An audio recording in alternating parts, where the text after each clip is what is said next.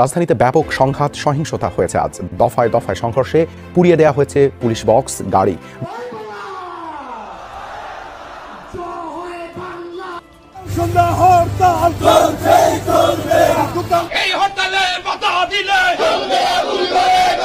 শেখ হাসিনার টানা ৩ দিনের হরতালের আজকের শেষ দিনে রাজপথে তৈরি হয়েছে রণক্ষেত্র এবং সংঘর্ষ। পুলিশের সঙ্গে আওয়ামী লীগ নেতাকর্মীদের চলছে দফায় দফায় দাওয়া পাল্টা দেওয়া। এছাড়াও দেশের বিভিন্ন স্থানে পুড়িয়ে দেওয়া হয়েছে পুলিশের টুলবক্স, ভাঙচুর করা হয়েছে একাধিক গাড়ি।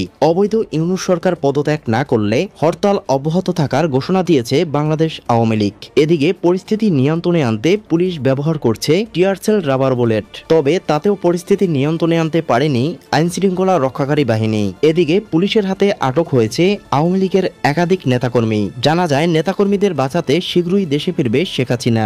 এ বিষয়ে বিস্তারিত। যদি বাংলাদেশে এসে যায় তাহলে টোটাল শেখ হাসিনার পুরো রাজনীতিটা আওয়ামী লীগের থেকে যাবে। রাষ্ট্রকে চ্যালেঞ্জ করে বাংলাদেশে চলে আসলেন, এটা হলো শেখ হাসিনার সাহস। আছে আওয়ামী লীগের নেতাকর্মীরা দেশে, দেশের বাইরে এবং স্বয়ং শেখ হাসিনা।